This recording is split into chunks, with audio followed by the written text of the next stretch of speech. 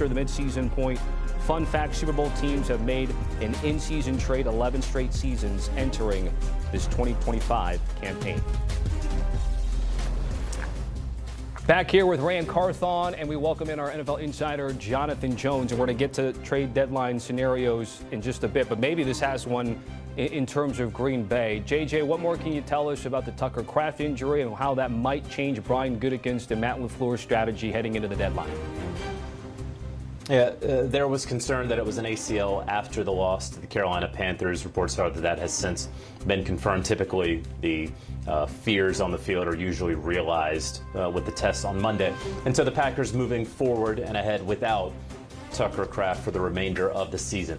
I've had a lot of people around the league this morning in kind of text as we're trying to figure out what's happening ahead of the trade deadline. If the Packers could be in the market for a tight end. The initial returns that I have right now, the answer to that would be no.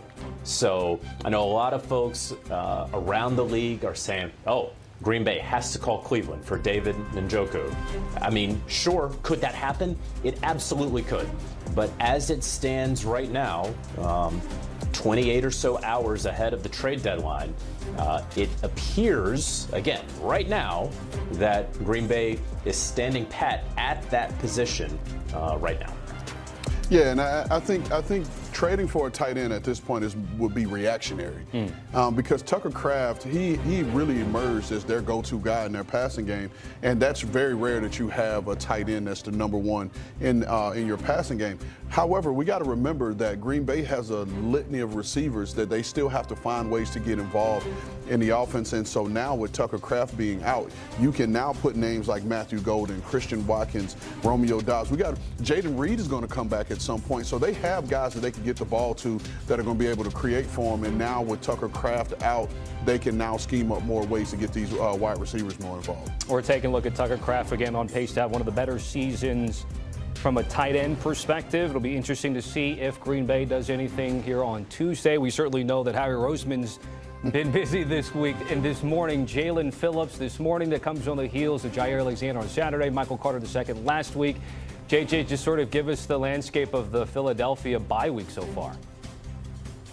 So Philly went into the trade deadline area of the calendar, if you will, knowing that they needed cornerback help and edge rush help. You know, Howie Roseman, I think, is one of the best ever at what he does. He also, you know, sees what we all see. We all watch the Philadelphia Eagles week in, week out. We may not watch the Seattle Seahawks week in, week out. We watch the Eagles. It has been clear since week one they needed another corner, outside corner, right opposite Quinyon Mitchell, and it was clear that their best pass rushers were on different teams or were retired. And so they bring back Brandon Graham, and when they brought him back, we told you, they're not done at pass rusher. The corner was always going to be really hard to find. They hope that it's probably going to be Michael Carter more than Jair Alexander. That's a late round pick swap. Jair Alexander, it may not work out. The Eagles are very aware of that. But this Jalen Phillips deal, they needed a pass rusher because their defense under Vic Fangio has not been working because they can't effectively rush the passer. So guys are kind of playing out of position. They're not being maximized, right? Zach Bond was an all-pro last year, in large part because of what the guys up front were allowing him to do, allowing him to be more free. And so now when you get that pass rush, that's going to help your back seven. And so they invest a third-round pick in Jalen Phillips. You know, Miami's going to be paying down a large portion of his remaining contract. So that's essentially what the Eagles did. Most teams were probably pegging a fourth-round pick, maybe a fifth for Jalen Phillips. You can buy up, right? And so that's what the Philadelphia Eagles ultimately did with the Miami Dolphins. They get their pass rusher. I would be very surprised if there's any more deals to be done coming out of Philly. I think they've done all of their trade deadline deals, but the last one, of course, being this morning getting Jalen Phillips. Yeah, and I think this is a good deal for both.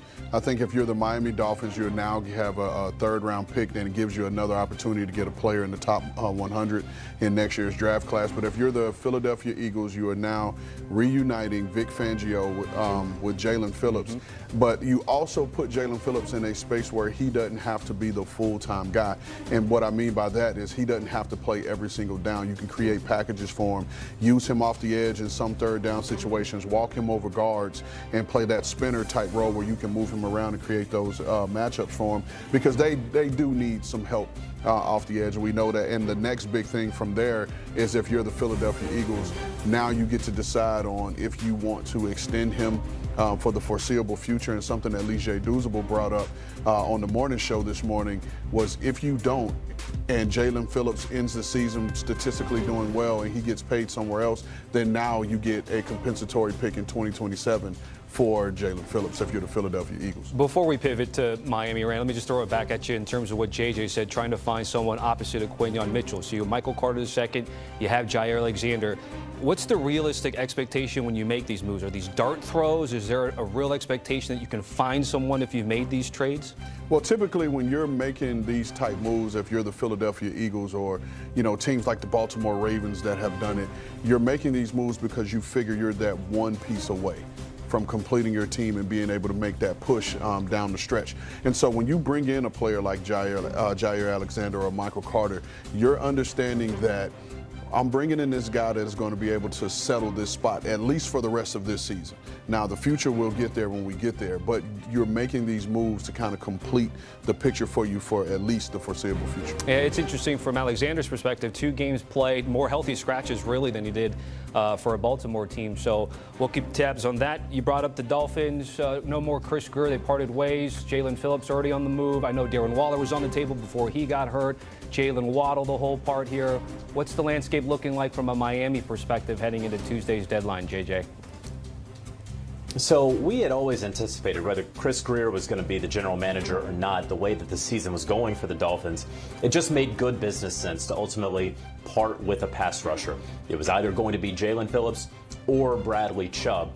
A lot of folks around the league thought that Bradley Chubb would be the player that they would part with more easily, because he has a base salary around $1.2 million. An acquiring team would just have to absorb about half of that underneath the salary cap. Jalen Phillips, the better player. And so we see that Jalen Phillips is on his way out. Well, now that Chris Grier is no longer there, could we potentially see, with interim GM Champ Kelly, making a deal that sends Bradley Chubb on his way, that both pass rushers would leave Miami? It was a possibility before. I don't know that I would call it necessarily a likelihood right now, but certainly strongly possible that Bradley Chubb winds up getting dealt to a pass rush needy team by tomorrow's deadline. The fact of the matter is, there are a lot of teams, there are more buyers than sellers when it comes to pass rushers. And so you can acquire Bradley Chubb probably for a 5th or a 6th round pick, right, Rand? That would be the guy that I would keep my eye on. I think a lot of folks around the league think that Matthew Judon will probably get released, and so they probably wouldn't trade for him. It would probably just be a conditional 7th if you wanted to go after him and get him. And lastly, Jalen Waddle, because Tommy, you mentioned him.